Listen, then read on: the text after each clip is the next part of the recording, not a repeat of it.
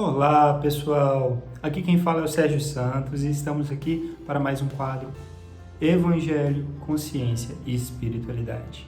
E para aqueles que ainda não nos conhecem, o nosso objetivo é refletir sobre os ensinamentos de Jesus, enquanto nós trazemos também artigos científicos, capítulos de livros que embasam determinados ensinamentos que hoje a ciência pode pouco a pouco corroborar, tá? E para nós darmos início ao nosso estudo e o Evangelho, vamos fazer a nossa prece de abertura. Deus, Pai de amor e bondade, gratidão por mais essa meditação, essa reflexão e Evangelho. Pedimos, Senhor, que sejamos inspirados por mais alto para que consigamos aprender e colocar em prática cada ensinamento que ditas para nós. Pedimos, Senhor, que olhe por aqueles que mais sofrem e guie as nossas ações e atitudes para que possamos, em cada passo, refletir a Tua luz. Que assim seja. Muito bem. E hoje nós vamos conversar um pouquinho sobre refletir o amor, aquecer e fazer o bem, como que o mundo está evoluindo e qual é a nossa atitude que pode ser positiva para auxiliar neste caminho de evolução, tá bom? Então, o evangelho de hoje é o seguinte, Lucas, capítulo 17, versículo 21. Nem dirão, vede aqui ou vede ali, pois o reino de Deus está dentro de vós. Alvorada do reino. Disse-nos Jesus, o reino de Deus está dentro de vós. Que interpretação devemos dar a semelhante afirmativa? Se o reino de Deus está dentro de nós, por que as práticas religiosas para encontrá-lo? Perguntam-nos muitos amigos. As práticas religiosas respeitáveis são sempre valioso trabalho para que venhamos a desentranhá-lo das sombras que conhecemos sobre os nomes de vaidade, orgulho, crueldade, ódio, indiferença, egoísmo, indisciplina e inconformação. Sombras que nos envolvem o sentimento ao modo de cascalho que encerra o diamante. Comparemos os prenúncios do reino de Deus em nós com a alvorada de cada dia. O sol que nos sustenta não aparece de jato no firmamento. Na escuridão das primeiras fases da madrugada, começam a surgir aberturas róseas de luz, aqui e ali, quando não estejam sobre o peso de nuvens que lhes ocultam temporariamente a beleza.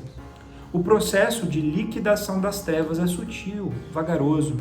Os núcleos luminosos, somente pouco e pouco, aumentam em brilho e número até que as sombras necessariamente extintas abandonem os céus para que o sol resplandeça e alimente todas as vidas que evoluem na terra. Assim também somos nós, sobre a carapaça das imperfeições e defeitos, adquiridos em múltiplas instâncias de trabalho e experiência, com o esforço de autoaperfeiçoamento que as revelações religiosas podem nos oferecer, vamos criando forças de libertação com as quais surgem os primeiros clarões de vida nova, em meio das sombras que ainda se nos adensam no campo íntimo, em forma de faltas e desacertos, porque atravessando dificuldades numerosas, vamos assim multiplicando os valores espirituais em nós, rejubilando-nos com os pontos de luz internos que vamos adquirindo até que os nossos nevoeiros se desfaçam e possamos usufruir as irradiações do reino de Deus em nós próprios, identificando-nos com a imortalidade em plena luz. Que assim seja. Bem, esse evangelho lindo vem nos trazer, primeiro, uma mensagem de Jesus, que o reino de Deus está em nós. Olha que lindo e profundo é essa afirmação.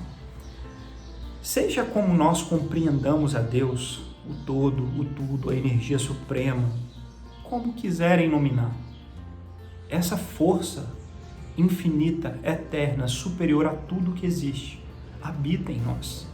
E isso por si só já é um alento gigantesco para aqueles que estão aptos a refletir e sentir de verdade.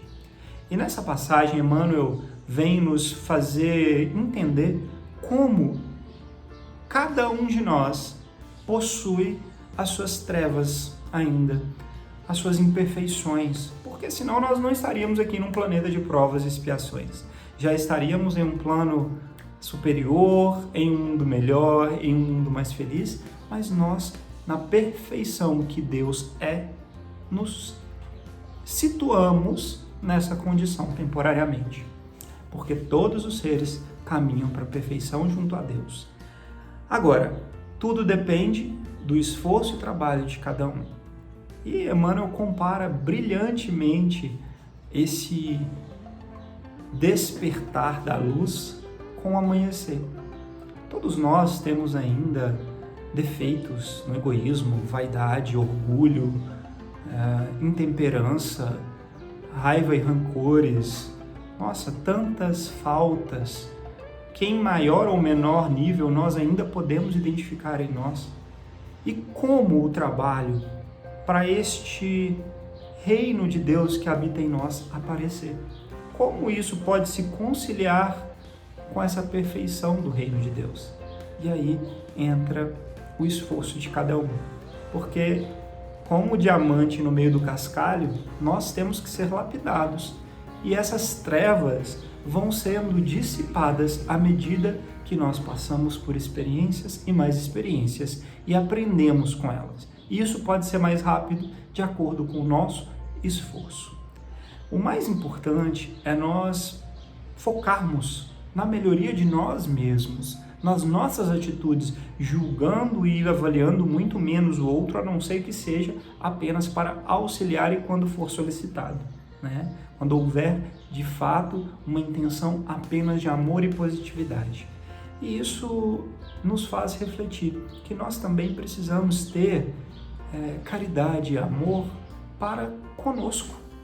Nós mesmos precisamos aceitar que somos e temos limitações ainda, porque somos imperfeitos.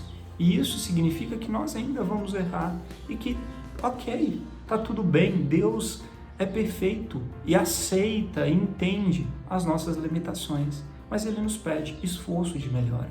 E você aceita a sua limitação? Você já é capaz de aceitar que você não consegue, não pode fazer tudo? Eu consigo aceitar os meus defeitos, porque esse é o primeiro passo para eu conseguir trabalhá-los, para que eu consiga melhorá-los e deixar essa luz do reino de Deus resplandecer pouco a pouco e cada vez mais para desfazer as trevas que ainda existem em nós. Que os nossos anjos e mentores possam nos amparar, para que juntos consigamos manter firmes neste rumo de elevação. Para nós darmos continuidade nessa reflexão, vamos ler o livro Jesus no Lar, ditado pelo Espírito Nélio Lúcio e psicografado por Chico Xavier. O tópico de hoje é o seguinte: os sinais da renovação, tópico 24. Ante a assembleia familiar, o Mestre Jesus tomou a palavra e falou persuasivo.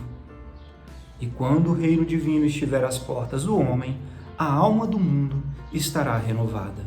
O mais poderoso não será o mais desapiedado, e sim o que mais ame. O vencedor não será aquele que guerrear o inimigo exterior até a morte em rios de sangue, mas o que combater a iniquidade e a ignorância dentro de si mesmo até a extinção do mal nos círculos da própria natureza. O mais eloquente não será o dono do mais belo discurso, mas sim o que aliar as palavras santificadas ao próprio ato, elevando o padrão da vida no lugar onde estiver. O mais nobre não será o detentor do maior número de títulos que lhe conferem a transitória dominação em propriedade efêmera da terra, mas aquele que acumular mais intensamente os créditos do amor e da gratidão nos corações das mães e das crianças, dos velhos e dos enfermos, dos homens leais e dos honestos, operosos e dignos, humildes e generosos. O mais respeitável não será o dispensador de ouro e poder armado, e sim o de melhor coração. O mais santo não será o que se isola em altares do supremo orgulho espiritual, evitando o contato dos que padecem por temer a degradação e a imundície, mas sim aquele que descer da própria grandeza, estendendo mãos fraternas aos miseráveis e sofredores, elevando-lhes a alma dilacerada aos planos de alegria e do entendimento.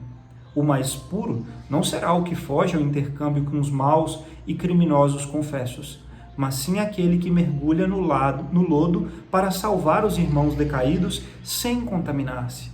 O mais sábio não será o possuidor de mais livros e teorias, mas justamente aquele que, embora saiba pouco, procure acender uma luz nas sombras que ainda envolvem o irmão mais próximo.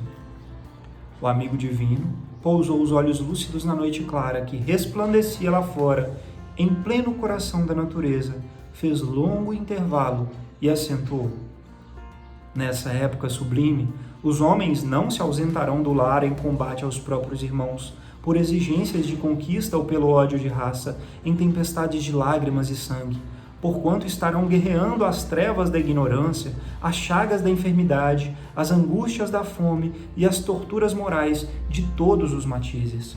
Quando o arado substituir o carro suntuoso dos triunfadores nas exibições públicas de grandeza coletiva, quando o livro edificante absorver o lugar da espada no espírito do povo, e quando a bondade e a sabedoria presidirem as competições de criaturas, para que os bons sejam venerados, e quando o sacrifício pessoal, em proveito de todos, constituirá a honra legítima da individualidade, a fim de que a paz e o amor não se percam dentro da vida. Então, uma nova humanidade estará no berço luminoso do divino reino. Neste ponto, a palavra doce e soberana fez branda pausa, e lá fora, na tepidez da noite suave, as estrelas fulgentes a cintilarem no alto pareciam saudar essa era tão distante. Que assim seja. Eita! Que sonho, né? Que mundo maravilhoso! E é um mundo maravilhoso que será aqui na Terra, que será ainda aqui no meio dessa humanidade.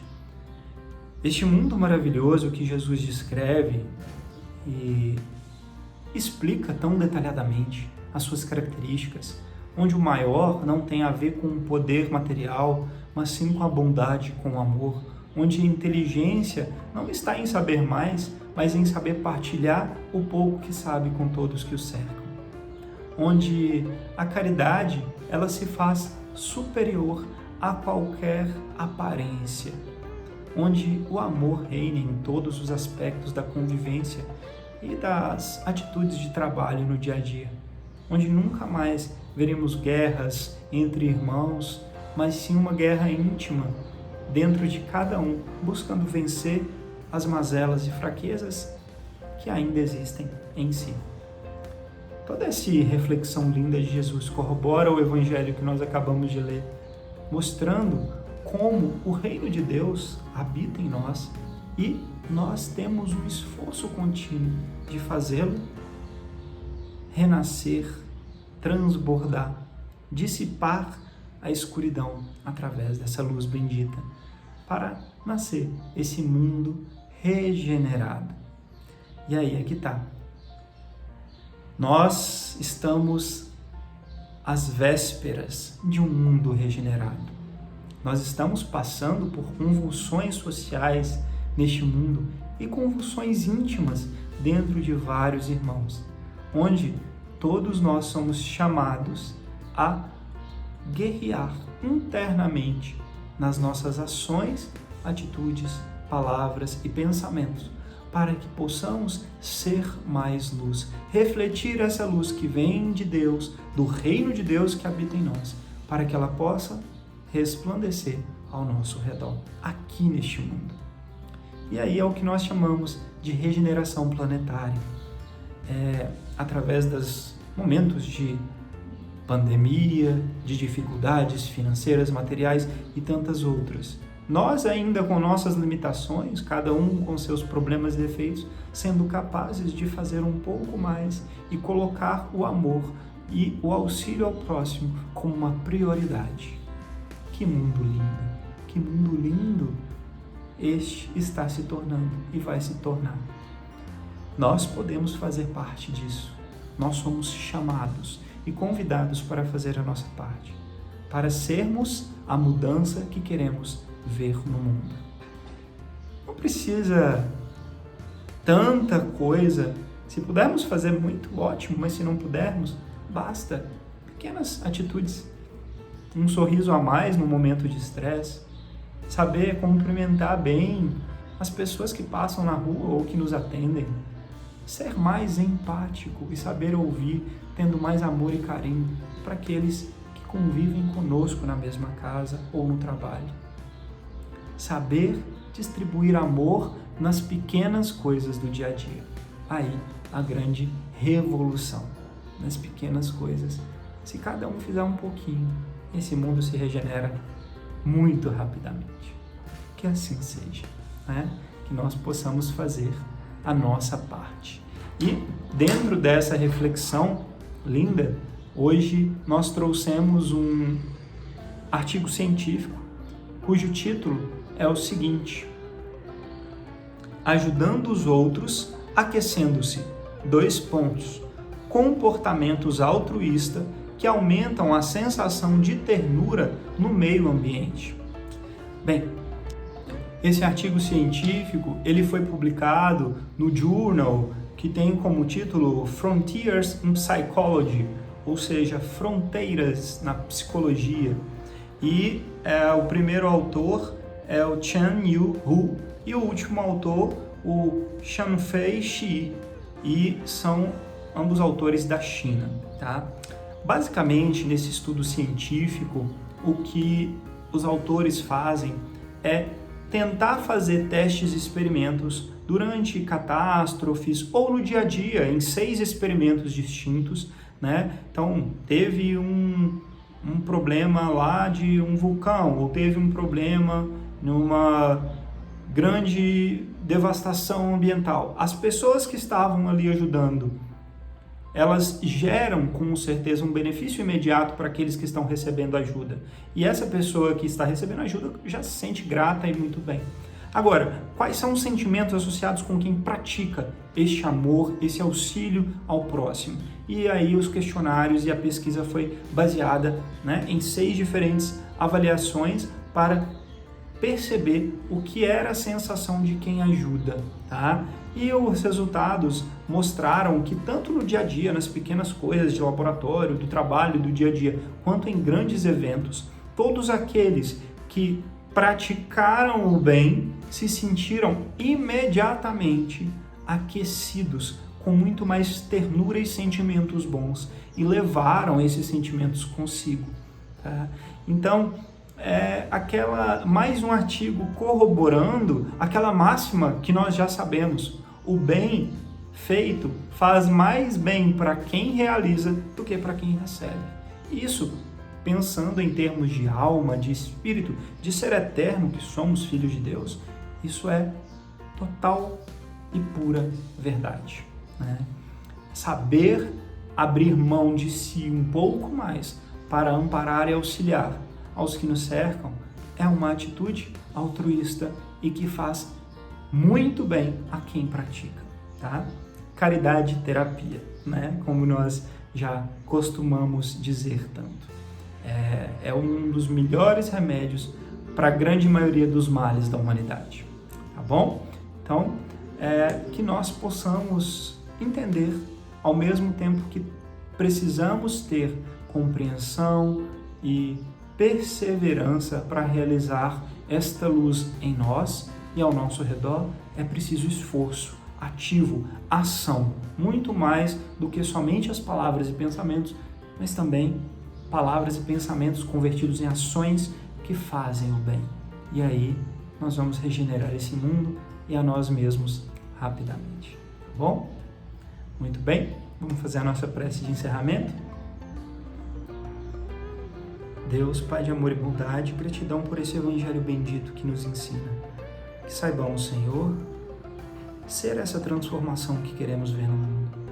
Que possamos juntos somar cada uma gota de amor a mais no nosso dia a dia, para que façamos essa regeneração do mundo primeiro em nós mesmos, com a certeza de que somos e teremos o amparo dos bons mentores e do Mestre Jesus, nessa revolução que faz parte de cada um de nós e da mudança planetária. Que assim seja. Muito bem. Gratidão pela oportunidade de estarmos juntos mais uma vez. Namastê e até a próxima.